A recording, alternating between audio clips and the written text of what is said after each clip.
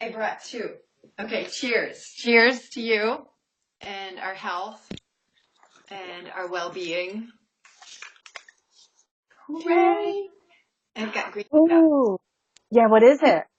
What is It's just kombucha. It's that one with all the green powders and stuff in it, by Synergy. currently bubbling away on my countertop downstairs, making me look a little bit like I wish I was a witch who lived like deep in the forest in a little hocus-pocusy house. Isn't so far from the truth. But okay, I have my first batch of sauerkraut Oh, how cool. bubbling away, and I'm making fire cider. What is that? Apple cider vinegar infused with spicy, zingy, warming goodness like grated ginger and turmeric and horseradish and garlic. Like it's punchy and pungent. And you let it, I mean, of course, vinegar's already aged, but you let it go and just infuse for weeks, like a month or longer, however long, whenever you get back to it. And then you drain out all of the bits and you have this super duper, like warming, spicy, nourishing potion that you might just do a little shot of, sort of supporting immunity, supporting anti-inflammation, right? With the turmeric and the ginger and all that goodness. And then the miracles of apple cider vinegar. It's been such a like hippie, I don't know, like a hippie trend for years. I don't know if you can be a trend if like year after year after year after year. It's been like a staying power. Proven hippie staple. Yeah. Yes, but it is proven. I was looking at some of the data on it, and a lot of it's kind of magical what apple cider vinegar does. Good for blood sugar stability and anti-inflammatory, all this goodness. So and so then once you have your little potion all done decocting, then you might like to mix in a little bit of honey because it can be a bit. But I'm gonna try now, would mine. you mix in the honey like per serving, or would you? I think I will. I mean, I know you can do it. There's no wrong answer. I probably wouldn't have the honey in for the brewing period. Because I feel like the sugars in the honey might be more likely to attract like mold or bugs, and maybe it wouldn't work well with the acidity of the vinegar. So I would definitely do it after I was done with the brew. But I like being able to sort of decide how much sweetness I want at the time. Yeah. And here's my extra special secret thing. I'm not going to use honey. What am I going to use? You're going to use Australian, I don't know. Molasses. Molasses? Yeah. Wow. That's in love with it. Yeah. Maple syrup costs like $50 for this much to get here. I'm a maple syrup fan, but it's like $50. It's expensive. So I've fallen in love with molasses where I used to use honey or maple. It's so like bitter and sweet and rich and so nutrient dense, like iron and magnesium and vitamins. I mean, it's standout. But you have to kind of ease up to it on the side because I don't know, my delicate little Western palate wasn't sure what to think of molasses. Yeah. I mean, I remember, being encouraged to try molasses on like pancakes and things. I think my grandma I don't know who kicked that off, but I remember just being like, molasses, like that takes a lot longer for your taste buds to come around to. It's like a hearty sweetener, But hey, can I interject about magnesium? Yes. Like, how you go in and out through these vitamins and minerals and what's working for you and what's not? um, I was reminded of magnesium and just, Ehlers-Danlos, my muscles are always working really hard to hold the bones to the joints. I mean, like, it's a big deal. These muscles are doing a good job. But, and there's a slew of different pain relievers that I've been prescribed but really resist, like I'm not a big fan of pain pills. So I'm, like once every other week is kind of what I'm down to. But magnesium, I just found this powder that was working really well. And I don't know that the name matters. I don't even really remember it, but it's also like magnesium is a calm, it just helps us kind of slow down at the end of the day, calms the muscles, and it helps with constipation. I forgot about that. Just like it depends on which one though. Like I feel like magnesium is a good example of where supplements are such a wild west because there's magnesium malate, magnesium glycinate, the powdered forms, the encapsulated forms. Some of them have more of that more calming effect. Some of them have more of the let's say the GI mobility effect. And like if all you do, and some of them are heap full of fillers, right? So it can be such a wild west when you're standing there at the supplement counter trying to decide. Yeah. So what is most common when a person goes for the powder, glycinate, and I don't know about the intricacies of magnesium. I've just sort of, I guess, winged it and found a fit. But yeah. Tell me which one do you know which I could run name? off. I could toddle off and find out.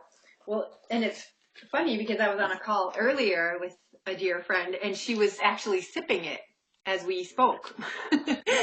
Okay.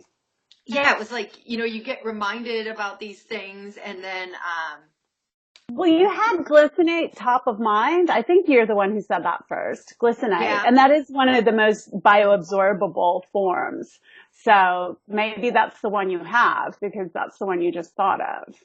It's really easily available to the body and it does not have the same kind of laxative effects as some of the other magnesiums.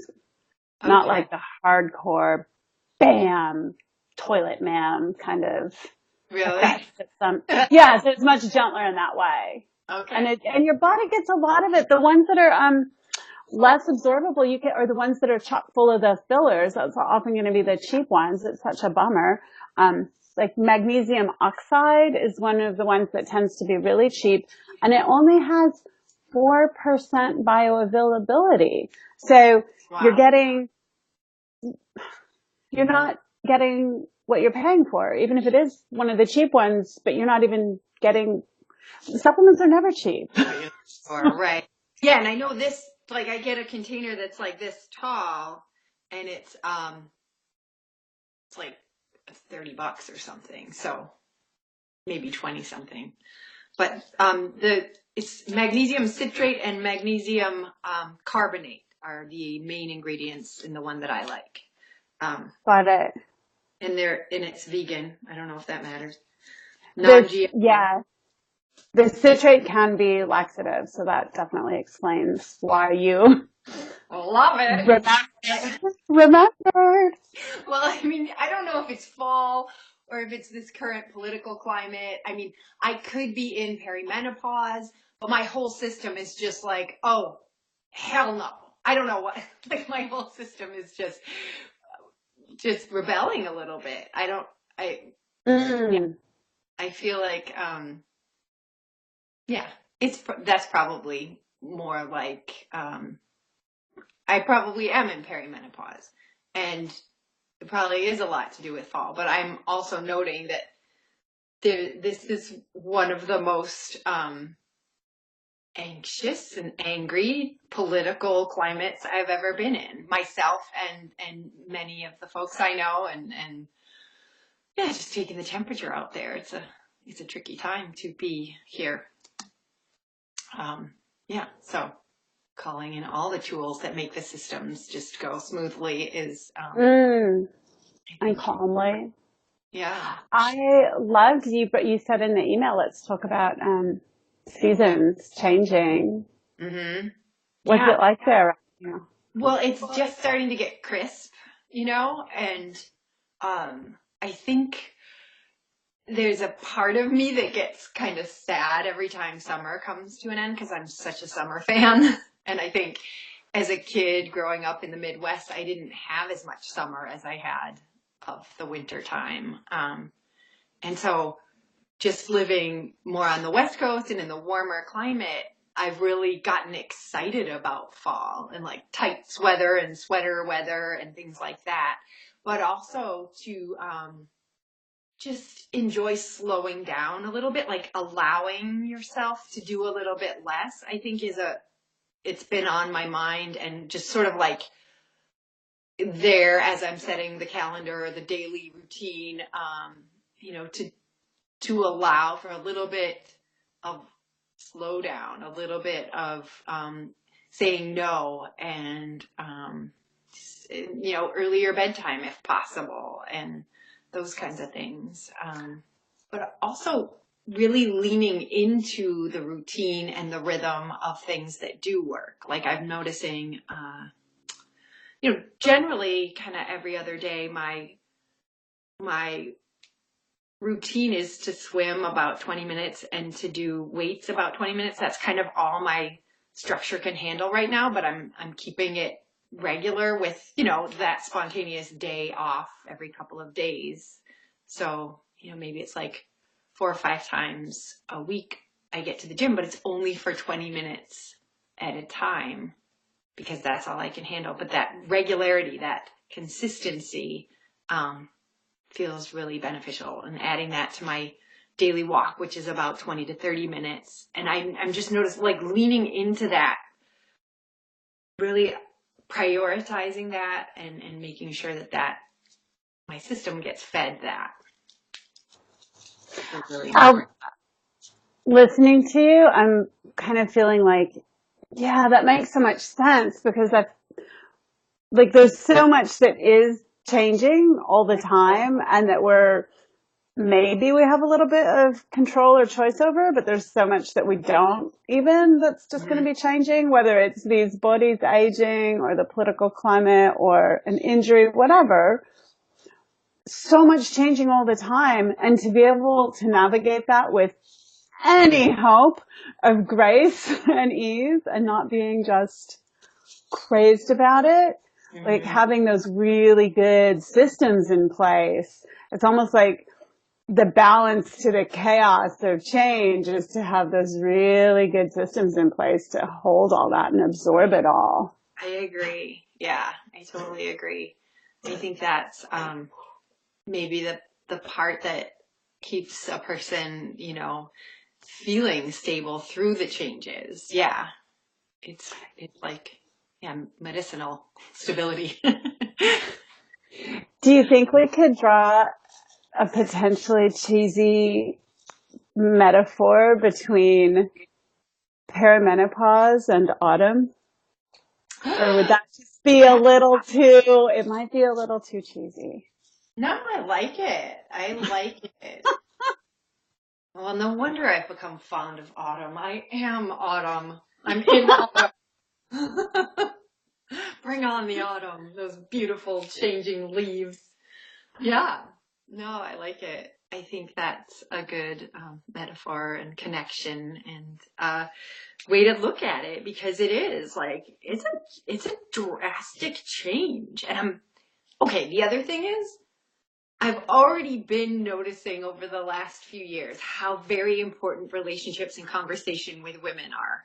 But at this point in my life, I'm just like, good grief. There's so much we learn from each other just by hanging out, and so much that we gather and share and boost just by connecting and conversing. And I swear we are medicinal beings. Yeah. Like I just, talking about bioidenticals and talking about what, processes, what cues to notice from your body. Some folks just whiz through menopause as if it's not a big deal. And I kind of feel like that's going to be my plan. I don't have any wood to knock on. Yeah, or even if you do that before something happens. I'm knocking on it for you.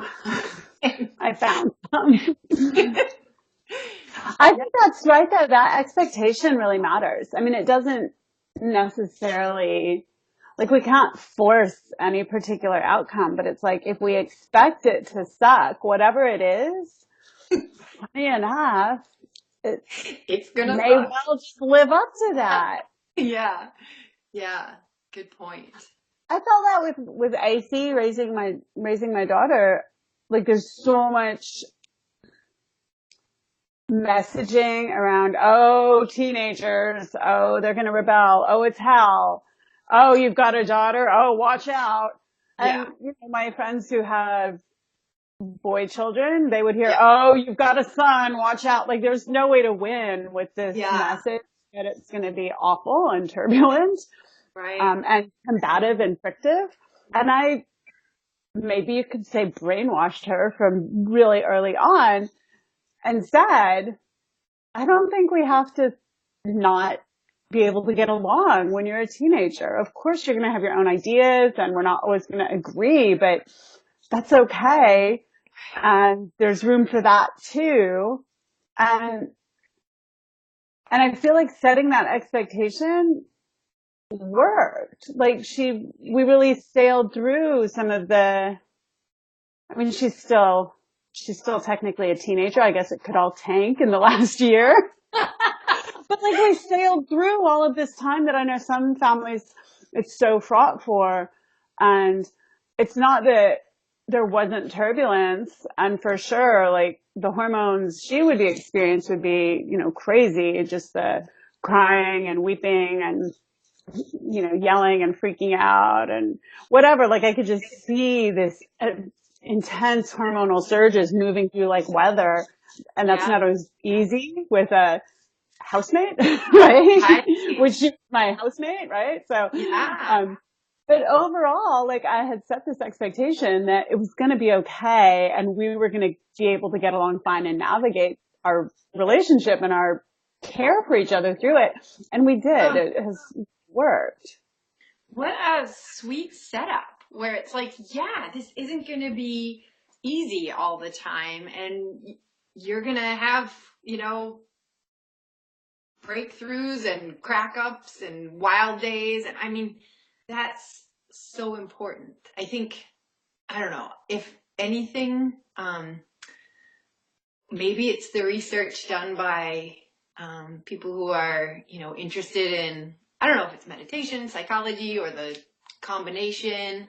And I'm thinking of this article a friend sent me just this morning on, it was from the Greater Good Science Center, maybe in Berkeley, but talking about how rage and anger are productive, like especially allowing, like a woman allowing herself that rage and anger, even though it's been we've been societally conditioned to not express and to sort of suppress those emotions and those experiences, like to just be like, hey, it's going to happen and it's okay. And actually, it's productive. It is one of the motivators for us to take action and to make change and to have kind of allowance for rage expression or anger expression allows a person to get back to that healthy place of calm and balance. I think that I've heard, sort of with articles or podcasts, and also, beginning more and more maybe to hear from my girlfriends. Like, I've heard this idea that women like get angrier maybe as we are coming out of the childbearing years and coming into our menopausal years, that a lot of women will have rage come up and anger, and that maybe it's around, okay, I'm done trying to please everybody else. I'm done trying to catch a man. I'm done, being the number one foundation, running this whole family empire.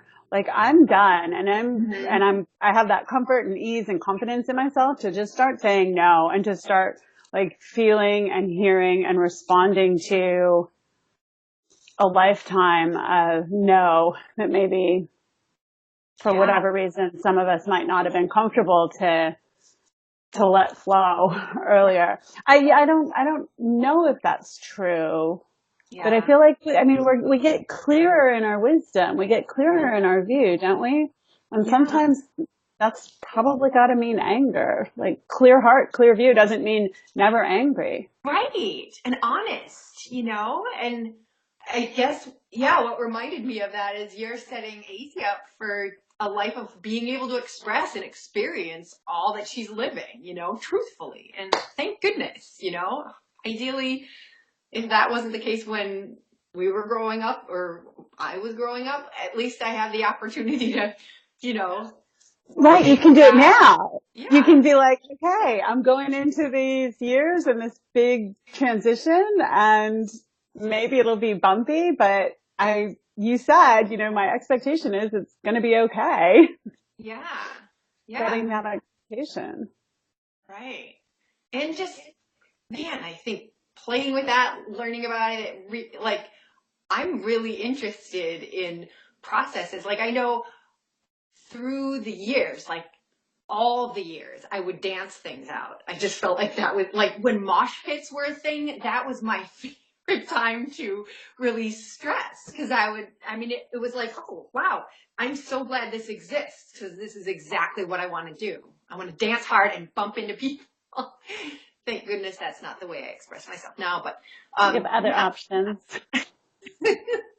And boxing was a great spree for a few years. Did you box? I've only boxed a few times. I got pink boxing gloves and I kind of liked it. Like, no, I liked the idea of it more than I actually liked it. Like I liked the idea and I liked my pink boxing gloves and but I didn't actually like doing it that much and it was really hard. My God. So hard.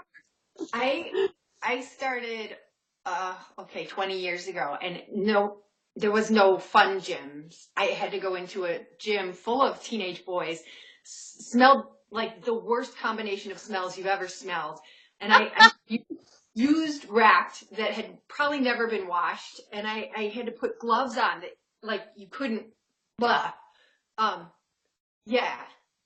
it was all worth it. And my advice to anybody who's doing boxing now is to really wrap the wrist well and each individual finger and, learn it like time and time again, because it's very worth getting the piss and vinegar out of your system, but you got to make sure all your little bones are cared for because we don't have man hands. We have lady hands. We have lady fingers.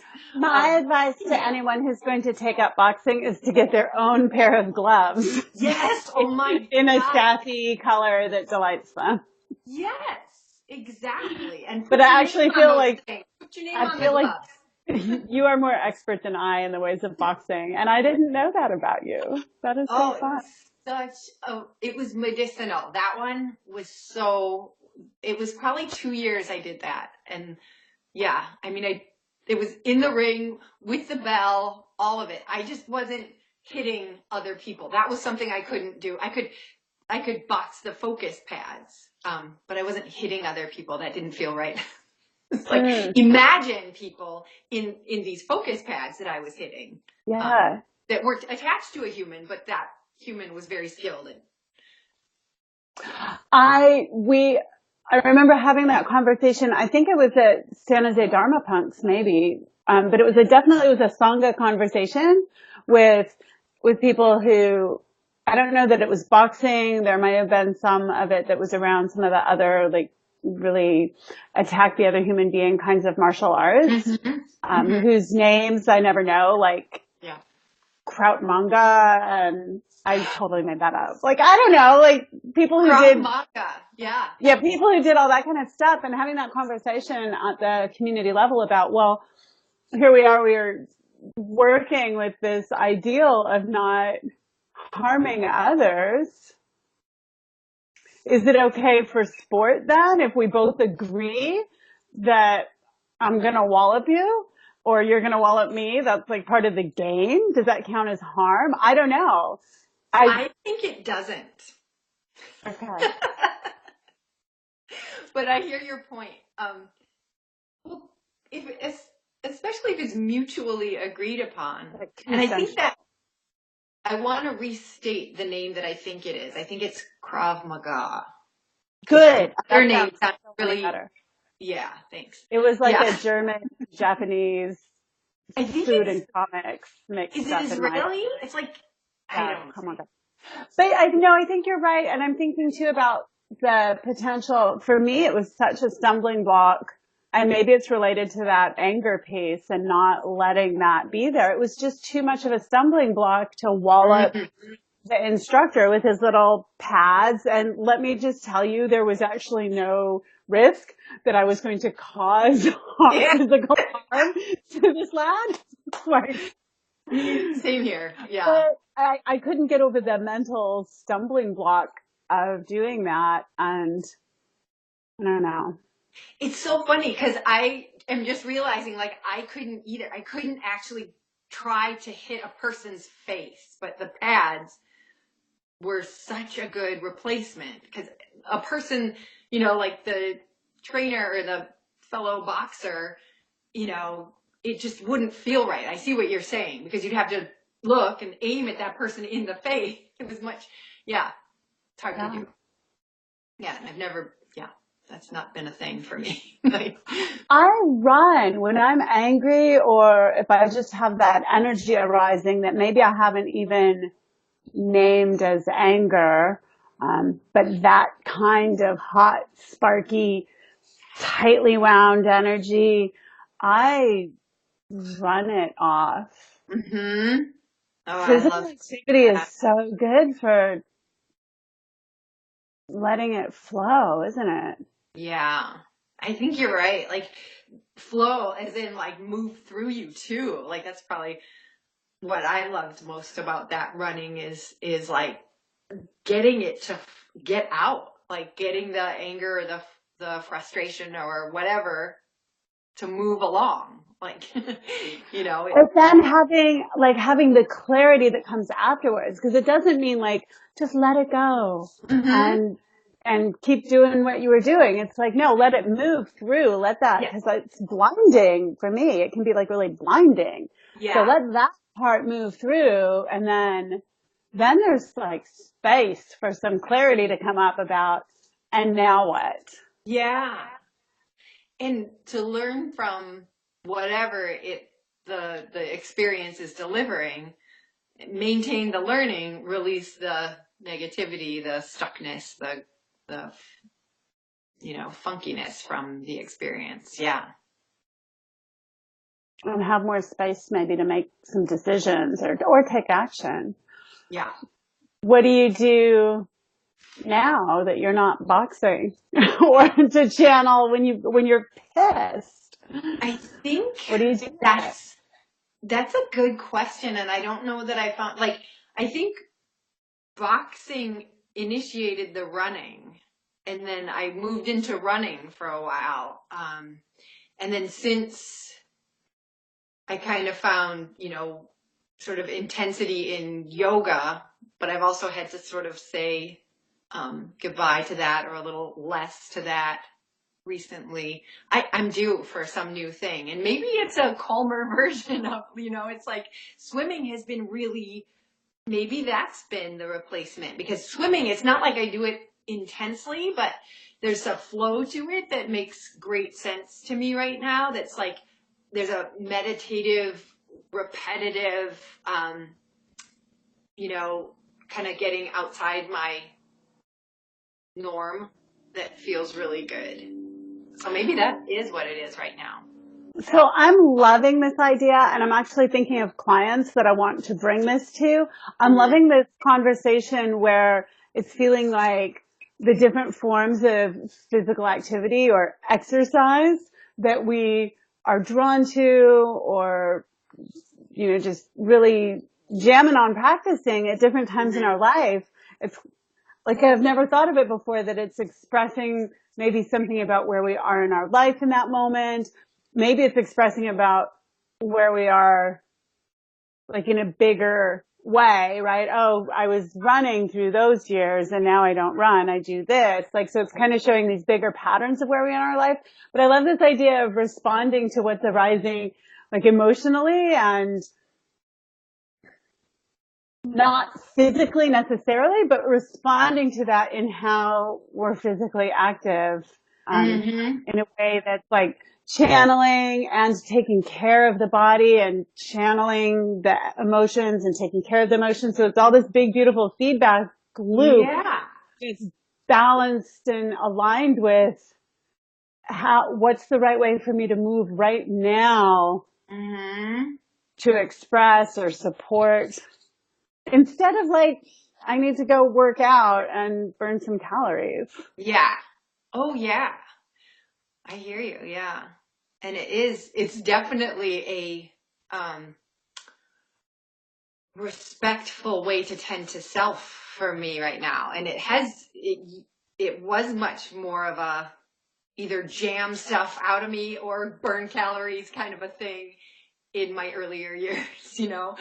But now it's a much more easeful and kind movement that I've become fond of. Although, you know, the heated yoga practice is that's kind of been a steady throughout too. I think that is also a really good way to both, you know, move with care, but also with intensity, depending on how much you want to dial it up. Wow, yeah, what a good point. Like physical movement as expression rather than exercise. Yeah. We happen to be getting some exercise at the same time, but that's not the point. It's expression.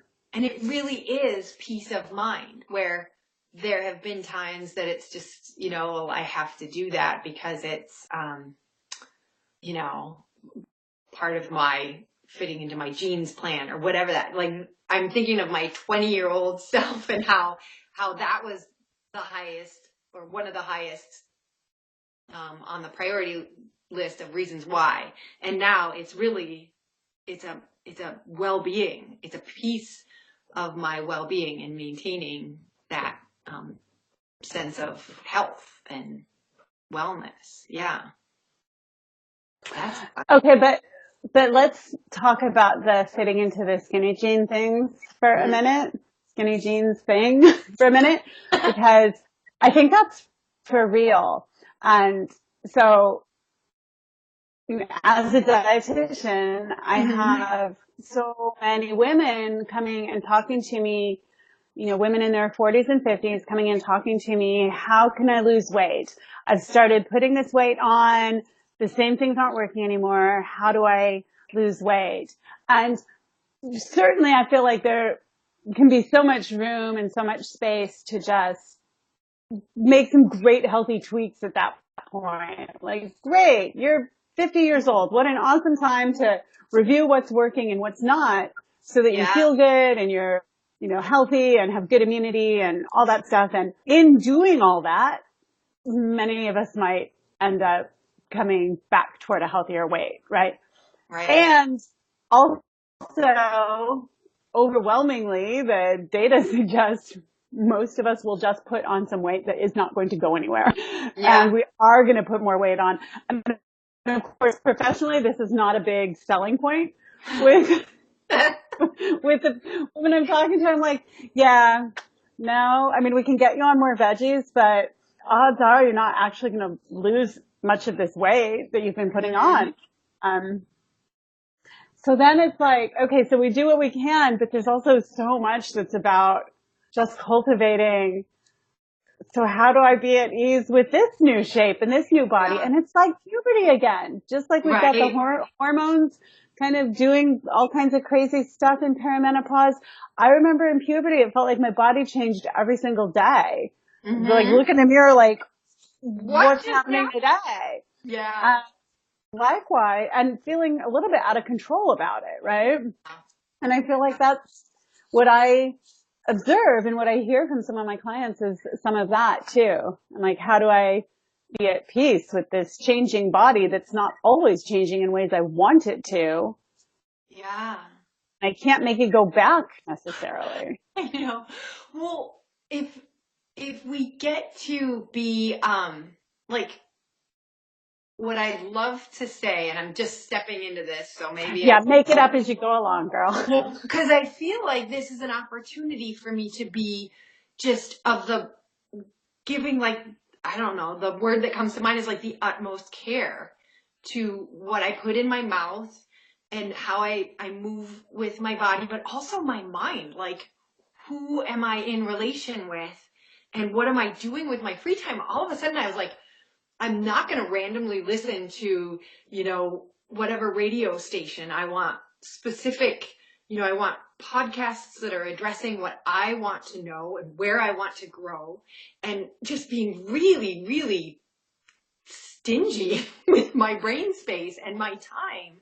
And I think like all of that feels like nourishment. And I wonder, I don't know, but I guess through looking back in relationships and people I've worked with as they've stepped into menopause, and how sometimes there is this shift to kind of fling things out the window and not really be focused on what is best for you. So I'm going to try to focus on what is really feeling best for me, and make it part of my daily practice is to stay tuned, because there's so much to stay updated on within just what's happening with me, and also the news that's out there, and that I'm freaking grateful I have so many strong and wise and healthy and willing to share women in my life. And why not stay tuned like that? I feel like maybe, it's in our genes, and some of us, probably all of us, are going to change. Our bodies are going to change. But I do think that there's that route that we can kind of choose and influence that might go in a healthy, more comfortable direction. And that's the one I'm going to try.